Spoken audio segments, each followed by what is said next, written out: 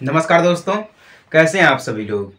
उम्मीद करता हूँ आप सभी लोग जहाँ पर भी होंगे बढ़िया होंगे और स्वस्थ होंगे। देखिए, आज से हमारा नया बैच स्टार्ट है क्लास 11th का।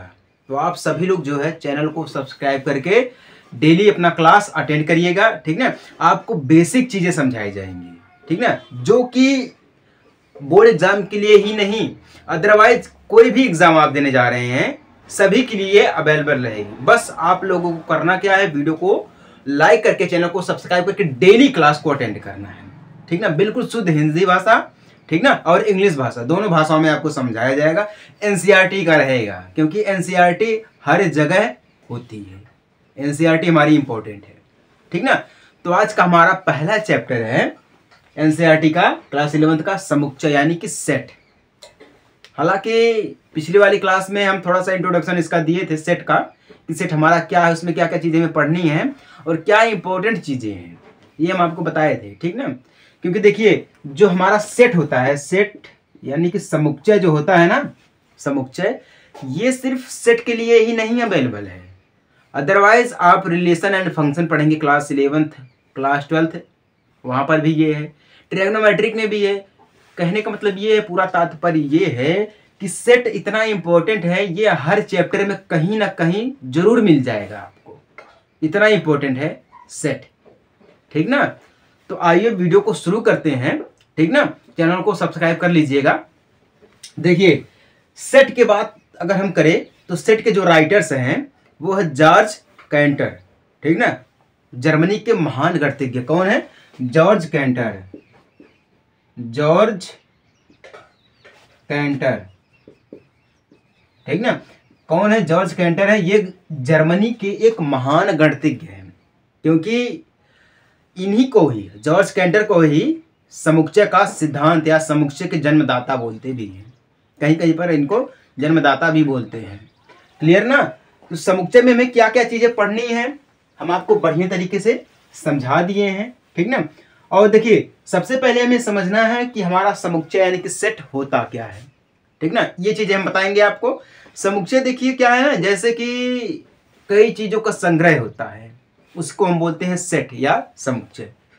कई वस्तुएं मिलकर जब इकट्ठा होती हैं तो उसी को हम बोलते हैं समुच्चय। जैसे कि सपोज दैट, मान लीजिए जो हम आपको समझा रहे हैं, हमारी क्लास चल रही है, हमारी वीडियो है, ठीक ना। तो इस वीडियो को जितने भी लोग देखेंगे उन सभी लोगों का एक संग्रह हो जाएगा, ठीक ना। अब उन लोगों का जब एक संग्रह हो जाएगा उसी को हम बोलते हैं समुच्चय या संग्रह बोलते हैं, इकट्ठा, ठीक ना। तो सेट हमारा यही, बिल्कुल आसान भाषा में मैं आपको समझा रहा हूँ, ठीक ना। तो समुच्चय हमारा यही होता है। अब इसमें हमें कई सारी चीजें पढ़नी है। रिक्त समुच्चय पढ़ना है, समान समुच्चय पढ़ना है, घात समुच्चय पढ़ना है, सार्वत्रिक समुच्चय पढ़ना है, ठीक ना। परिमित अपरिमित समुच्चय पढ़ना है, उप समुच्चय पढ़ना है। इसमें हमें कई सारे टॉपिक्स पढ़ने हैं जो कि हमारे दैनिक जीवन में भी इसका हम उपयोग करते हैं। मैथमेटिक्स ऐसा चैप्टर है जिसका हम हर पल हर कदम पे यूज करते हैं अपने दैनिक जीवन में। मैथमेटिक्स हमारा एक ऐसा चैप्टर है या ऐसा लेसन हमारा है, ठीक है। मैथमेटिक्स में कई सारी चीज़ें ऐसी है, पॉइंट्स है, सब्जेक्ट है, ठीक ना। तो उम्मीद है कि आपको समुच्चय समझ में आ गया होगा, समुच्चय के राइटर्स कौन है ये भी समझ में आ गया होगा। जब भी हम आपको समझाएंगे बिल्कुल बेसिक समझाएंगे, ध्यान दीजिएगा, बिल्कुल बेसिक हमारा चलेगा, ठीक ना। तो समुच्चय तो हमें समझ में आ गया, लेकिन समुच्चय में सबसे पहले हमें चीज़ें एक समझनी है, समुच्चय और उनका निरूपण, ठीक ना। समुच्चय और उनका निरूपण, जिसको हम बोलते हैं सेट ऑफ थियर रिप्रेजेंटेशन, ठीक ना। क्या बोलते हैं? समुच्चय का समुच्चय और उनका निरूपण, ऐसे लिखें, समुच्चय का निरूपण या समुच्चय और उनका निरूपण, और उनका निरूपण, ठीक ना, जिसको हम बोलते हैं set of there, set and there representation. यानी कि रिप्रेजेंटेशन का मतलब क्या होता है? उनका निरूपण हो जाता है, यानी कि निरूपण हो जाता है, ठीक ना। एंड मतलब और समुच्चय यानी कि सेट, थियर मतलब यानी कि उनका। यहाँ पे एक लगा है पॉइंट्स, जो पॉइंट्स दिया गया है, ठीक है। इसमें देखिए ये चीज हमें दिया गया ना, इसमें भी हमें दो चीजें पढ़नी है, इसमें भी हमें जो है दो चीजें पढ़नी है। पहला हमारा है रोस्टर रूप, रोस्टर रूप या सूचीबद्ध क्रम, सूचीबद्ध क्रम विधि, ठीक ना। और दूसरा में पढ़ना है समुच्चय निर्माण रूप विधि, ठीक ना, समुच्चय निर्माण रूप विधि। हमें इसमें समुच्चय और उनका निरूपण में हमें ये पढ़ना है रोस्टर रूप या सूचीबद्ध क्रम विधि, या दूसरा में है समुच्चय निर्माण रूप विधि, ठीक ना। जब हम आपका इंट्रोडक्शन दे रहे थे समुच्चय का, तो हम आपको ये सारी चीजें समझाए थे, ठीक ना, समझाए थे, लेकिन फिर भी हम आपको बढ़िया तरीके से समझा देते हैं। क्या है ना कि बहुत लोग देखते हैं, बहुत लोग नहीं भी देखते हैं, लेकिन जितने भी लोग देखते हैं उन सभी लोगों से कह रहा हूं कि अगर थोड़ा सा भी अगर विश्वास हो या लग रहा है आपको कि हाँ ये सही चीज़ें हैं, तो आप सब्सक्राइब कर दीजिएगा, क्योंकि सब्सक्राइब करने के लिए ना पैसा लगता है, ठीक ना ही मेहनत लगती है, बस करना ही है। एक ना एक दिन आपको खुद काम में आ जाएगा ये सारी चीज़ें। क्लियर ना। तो आइए सबसे पहले हम समझते हैं कि समुच्चय और उनका निरूपण। निरूपण का मतलब क्या होता है, किसी चीज को हम अपनी भाषा में समझाने का प्रयास करते हैं या प्रदर्शित करते हैं या खोल के उसको विस्तार से समझाते हैं किसी को। क्लियर ना। जैसे कि मान लीजिए हमारे भारत में बहुत सारी नदियां हैं, ठीक ना, हमारे भारत देश में बहुत सारी नदियां हैं, उन नदियों का एक समूह है, ठीक ना, एक समूह है जिसको हम बोलते हैं समंदर, ठीक ना, क्या बोलते हैं, समुंदर बोलते हैं। तो वो सारी नदियां एक समुद्र में जाके गिरती हैं, वो इकट्ठा हो जाती हैं, क्या होती हैं, इकट्ठा हो जाती हैं। तो वो क्या है, नदियों का एक समूह है, यानी कि संग्रह, जिसको हम बोलते हैं समुच्चय। क्या बोलते हैं, समुच्चय बोलते हैं। क्लियर ना। और भी ऐसे अंग्रेजी वर्णमाला के जितने भी अक्षर हैं वो सारे के सारे एक समुच्चय हैं, यानी कि उनका एक समूह है, कंफर्म है, 26 अक्षरों कंफर्म है। क्लियर ना। अंग्रेजी वर्णमाला के अक्षर, अंग्रेजी वर्णमाला के स्वरों का समूह है, एक संग्रह है या एक समुच्चय है, ठीक ना। तो ये सारी चीजें जो होती हैं वो समुच्चय और उनका निरूपण में आ जाती हैं। समझ में आ गई बात ना। देखिए वीडियो को ज्यादा लंबा मैं नहीं करूंगा, क्योंकि देखिए जब ज्यादा लंबा वीडियो भी हो जाता है तब भी लोगों को बोरिंग लगता है, ठीक नहीं है, तभी लोग बोर हो जाते हैं एक ही चीज को समझते समझते। लेकिन हाँ, जब भी मैं आपको एनालिसिस कराऊंगा या रिवीजन करवाऊंगा तब आपका क्लास चलेगा 1 घंटा, 40 मिनट, 50 मिनट, 1.5 घंटा, ऐसा आपका क्लास चलेगा, ठीक ना, क्योंकि वहां पर हमें मेन पॉइंट को पकड़ना रहता है। अब ये तो रहा हमारा समुच्चय और उनका निरूपण, ठीक ना, कोई चीज है उसका संग्रह है, उनका निरूपण हो गया। समझ में आ गई बात ना। चलिए ये चीजें समझ में आ गई, बहुत अच्छी बात है। और देखिए ऐसे ऐसे जो पॉइंट्स होते हैं ना, हम आपको जो समझाते हैं, ये एक इम्पोर्टेंट पॉइंट है जो कि आपको आगे चलकर यही सारी चीजें समझनी रहती हैं, ठीक ना। लेकिन तरीका क्या है, यहाँ पर जो है क्लास, जो बोर्ड एग्जाम आपका क्लास 11th है, ये थोड़ा लंबे समूह में चलता है, यानी कि इसका जो पॉइंट्स है वो थोड़ा लंबा रहता है। लेकिन जब हम आगे चल के पढ़ेंगे तो ये कम समय में, यानी कि शॉर्ट ट्रिक से ही होगा। ये इसका छोटा सा एक एग्जाम्पल दिया जाएगा। समझ में आ गई बात ना। चलिए फटाफट से अब आगे बढ़ते हैं।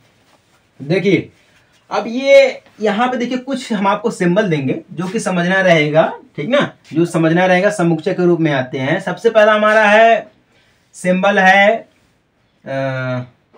जेड, ठीक ना।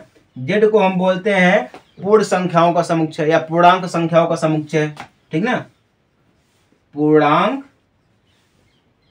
संख्या का समुच्चय यानी कि सेट, ठीक ना। उसके बाद हमारा एक पॉइंट चलेगा जेड, ठीक है, जेड हो गया। और दूसरा हमारा है एन, या एन से यानी कि नेचुरल नंबर, यानी कि प्रकृत संख्या का समुच्चय यानी कि सेट। दूसरा हमारा है आर, परिमेय संख्याओं का, परिमेय संख्या का समुच्चय यानी कि सेट।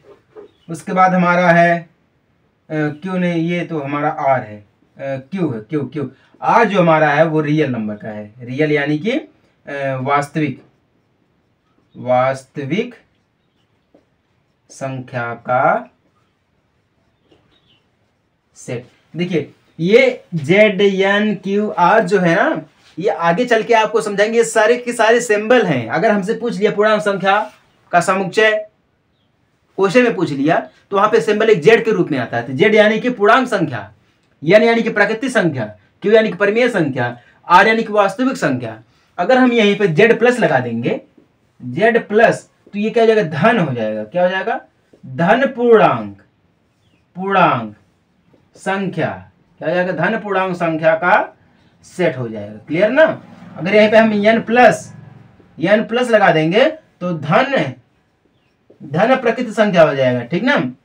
आर प्लस लगा देंगे तो धन वास्तविक संख्या का हो जाएगा, ठीक ना।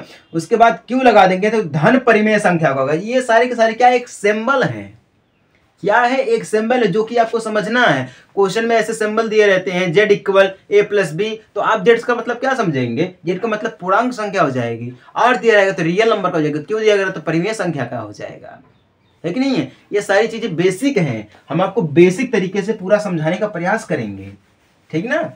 बेसिक तरीके से समझाने का आपको हम पूरा प्रयास करेंगे।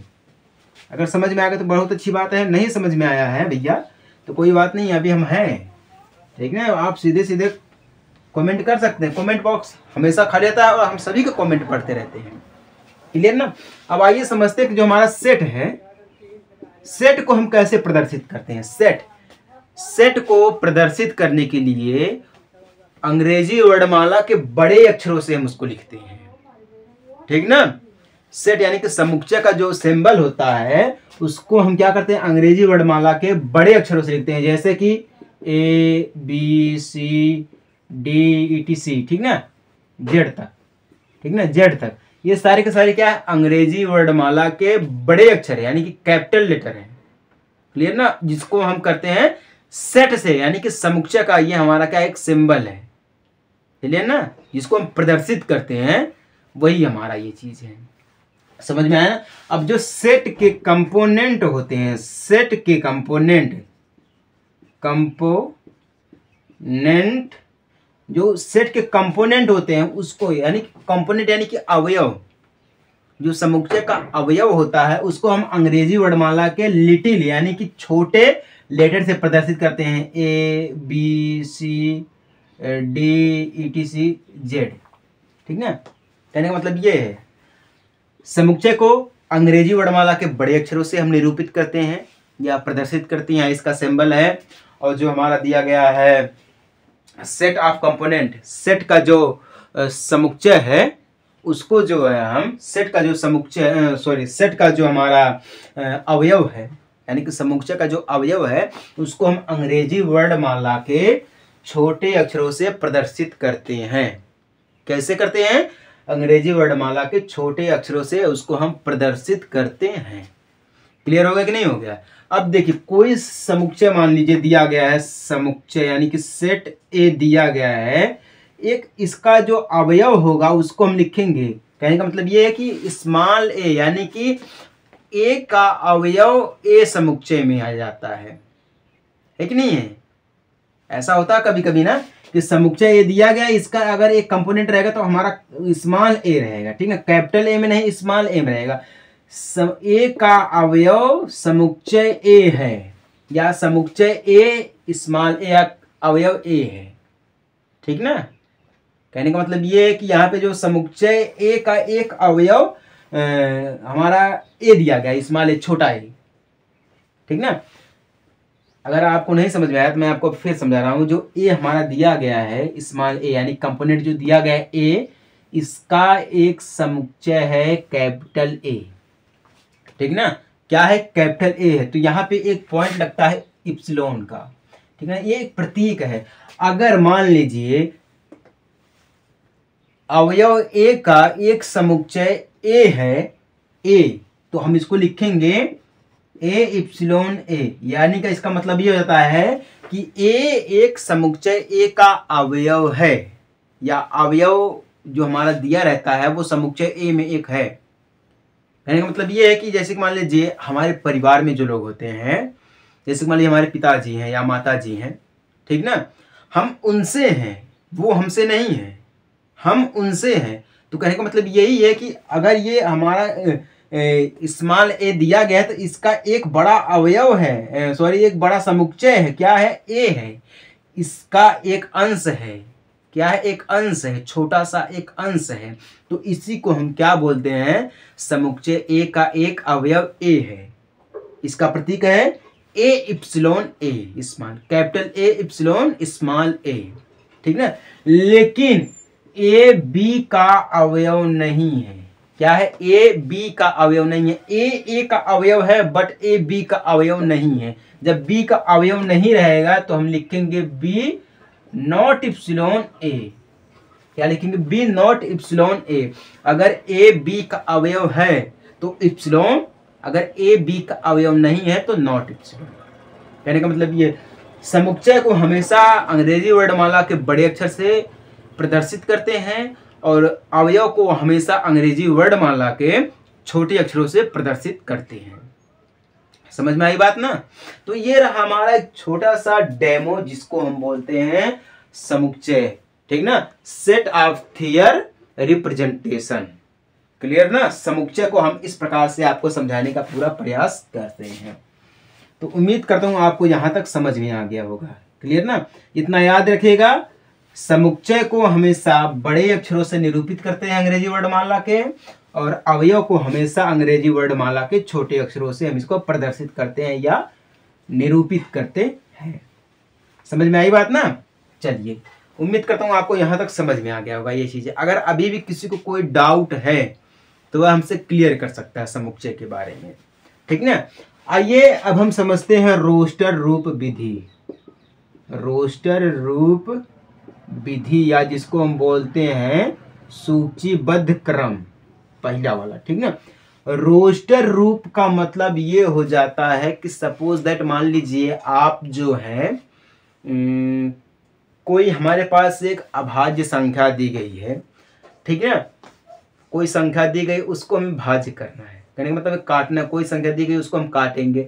तो रोस्टर रूप का मतलब ये हो जाता है कि अगर कोई चीज हमें दी गई है, ठीक है, कोई संख्या या कोई वस्तु दी गई है काटने के लिए, तो उस संख्या के अलावा कोई और संख्या नहीं हो सकती है। सपोज दैट, मान लीजिए अगर हमें दिया गया है लिखने के लिए स्कूल, स्कूल यानी कि S C H double O L, ये स्कूल लिखने के लिए दिया गया ना।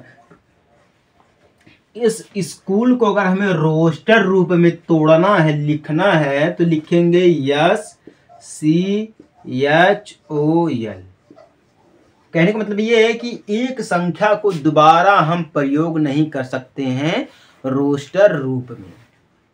इसमें रोस्टर रूप में हम एक संख्या को दोबारा प्रयोग नहीं कर सकते हैं। सपोज दैट ये हमारा एग्जाम्पल है स्कूल के थ्रू, क्लियर ना। मान लीजिए आप ट्रैगोनोमेट्रिक पढ़ रहे हैं, ट्रैगोनो TRIGON, ट्रैगोनोमेट्री, ठीक ना। अब इसको हमें तोड़ना है रोस्टर रूप विधि में, तो लिखेंगे TRIGON, ठीक ना। ओ यहाँ पर भी, ओ यहाँ पर भी, तो एक बार लिखिए है यम, क्लियर ना। टी यहाँ पर भी, टी यहाँ पर भी, टी को काट देंगे, आर यहाँ पर भी, आर यहाँ पर भी, एक ये आर रहेगा। अब वाई, इसको हम क्या कर दिए हैं, ट्रैगोनोमेट्रिक को अगर हमें बोल दिया जाए रोस्टर रूप में लिखने के लिए, तो रोस्टर रूप का मतलब ये हो जाता है कि एक संख्या को हम दोबारा प्रयोग नहीं कर सकते हैं। क्लियर ना। ये हो जाएगा इसका रूप, ठीक ना। चलिए, समझ में आ गया कि नहीं आ गया। ये रोस्टर रूप में होता है। अगर समझ में आ गया तो बहुत अच्छी बात है। एक आध एग्जाम्पल और देते हैं हम आपके लिए।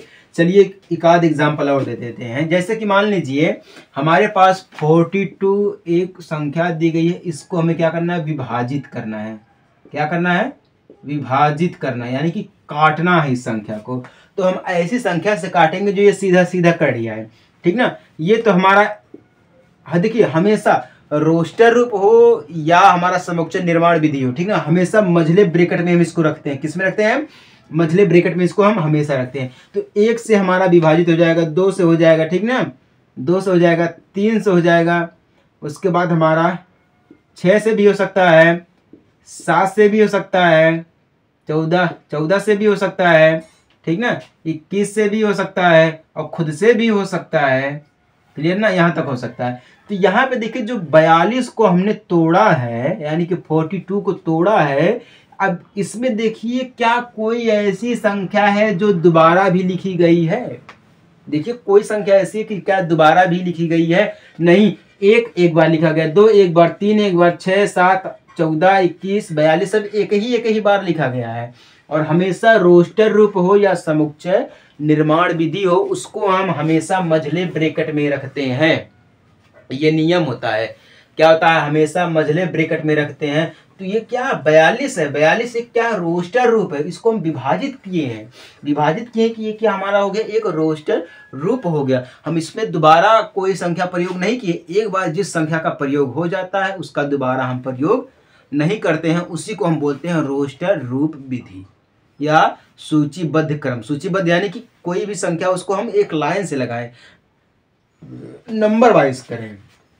समझ में आ गया? अब यहीं पे देख लीजिए जो अंग्रेजी वर्णमाला के स्वर होते हैं, जो अंग्रेजी वर्णमाला के स्वर होते हैं, ए होता है, ई होता है, आई होता है, ओ होता है, यू होता है, ठीक है, 1 2 3 4 5। क्लियर ना? इसको भी हम क्या करते हैं, ब्रैकेट में रखते हैं, मझले ब्रैकेट में रखते हैं। ये भी क्या हमारा एक रोस्टर रूप विधि है। इसमें देखिए क्या दोबारा कोई संख्या प्रयोग की गई है? नहीं की गई है। ए है, ई है, आई है, ओ है, यू है, सिर्फ एक ही बार किया गया है। ये भी क्या है, एक समुच्चय है। क्यों समुच्चय है? क्योंकि ये अंग्रेजी वर्णमाला के जो स्वर होते हैं उनका एक संग्रह है। क्या संग्रह है? यानी कि इकट्ठा किए गए हैं। तो ये भी हमारा एक समुच्चय है। और 42 को हमने विभाजित किया तो ये भी एक समुच्चय हो गया। कितनी संख्या से कटा है? 1 2 3 4 5 6 7 8, 8 संख्या से कटा है।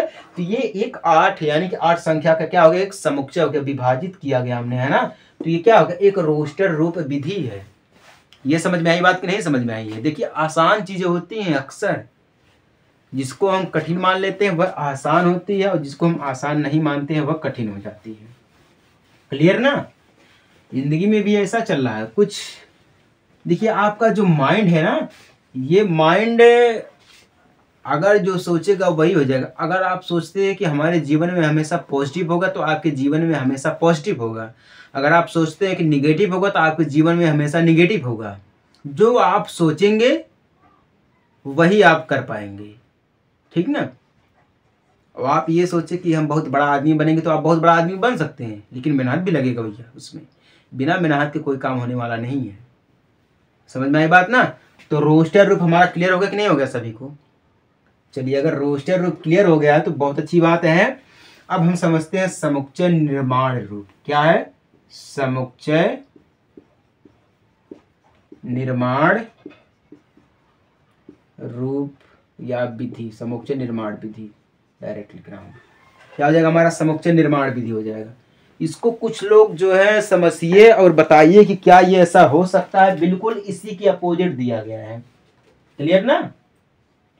बिल्कुल जो है इसी के अपोजिट दिया गया है। क्या चीजें हो सकती है इसमें, पॉइंट समझते हैं। एक लाइट जो हमारी बुझ गई है, बंद हो गई है, उसी को सही करने गए थे। क्लियर ना? अब देखिए समुच्चय निर्माण विधि इसी का बिल्कुल उल्टा होता है, लेकिन जो भी चीजें होती हैं उसको हम ठोस करके लिखते हैं, ठीक ना।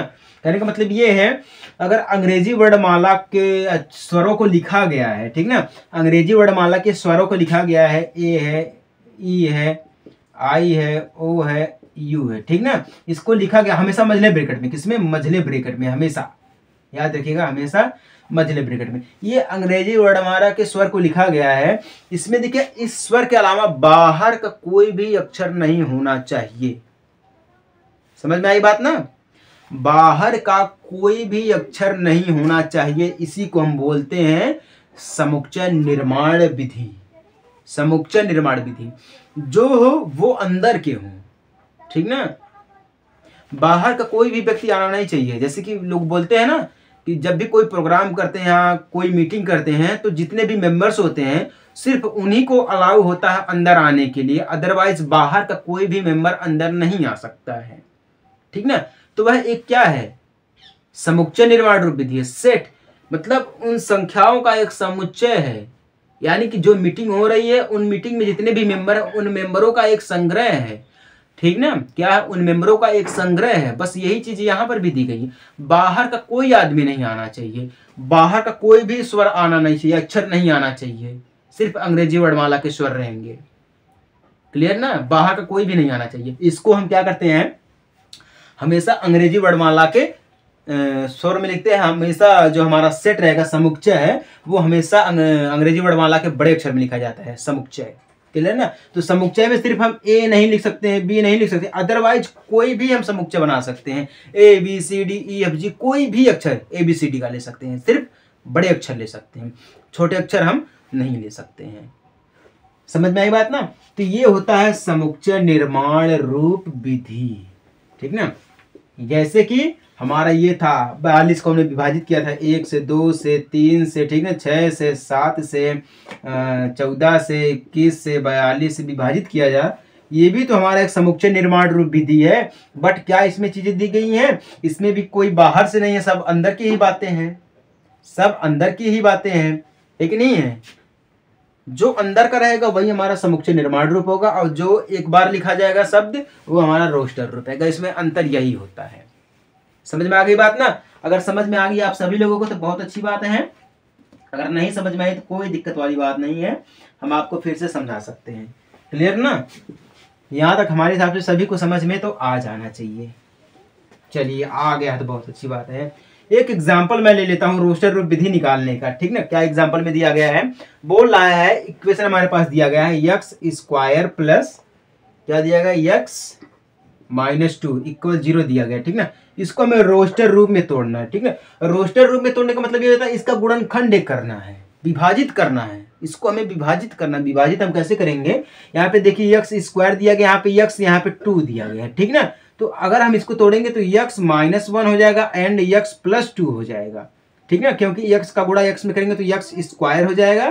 क्लियर ना, फिर एक्स का गुणा एक्स में करेंगे एक्स हो जाएगा, फिर दो इसका दो एक का गुणा 2 में करेंगे तो माइनस का, यहाँ पे माइनस माइनस का 2 हो जाएगा बराबर में 0। कहने का मतलब ये है, इसको हमने क्या किया है, रोस्टर रूप में तोड़ा है, तो x minus 1 and x plus 2, तो इसका जो एक समुच्चय बनेगा, रोस्टर रूप का समुच्चय बनेगा, तो एक्स माइनस 1 इक्वल 0, तो एक्स इक्वल 1 हो जाएगा, एंड एक्स प्लस 2 इक्वल 0 है तो एक्स इक्वल माइनस 2 हो जाएगा।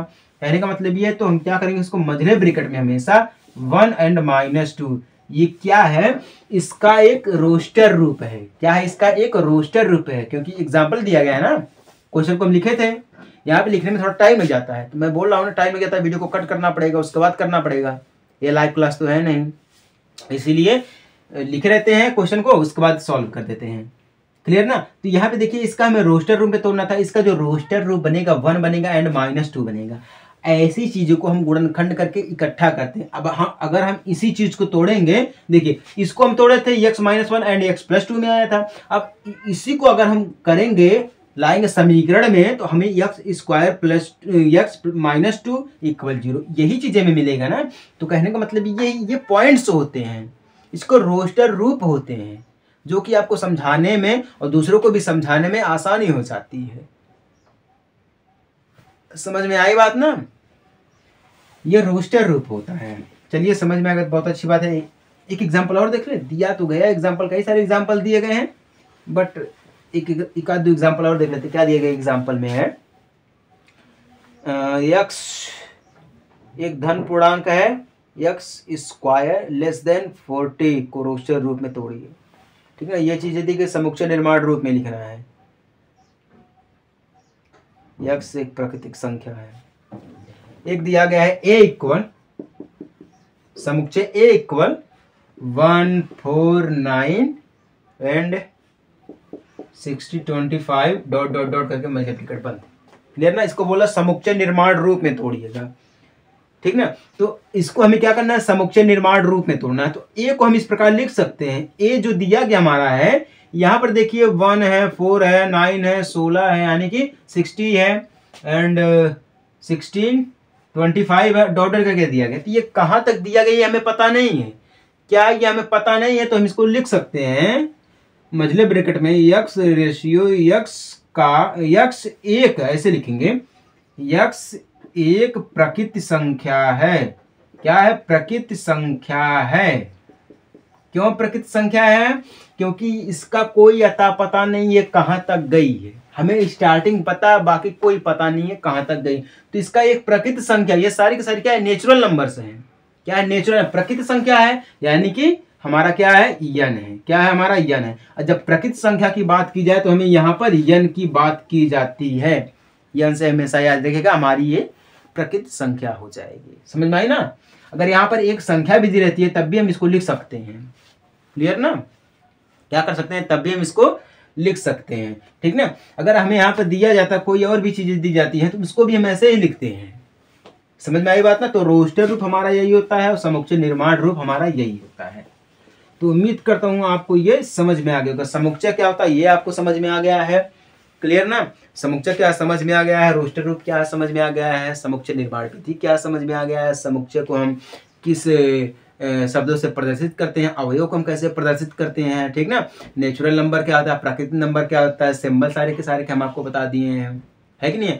समुच्चय और उनका निरूपण भी हम आपको बता दिए हैं। सब कुछ क्लियर हो गया। इसके बाद हमारी प्रश्नावली ही है, इसी के ऊपर हमारी प्रश्नावली बनी ही बनी है।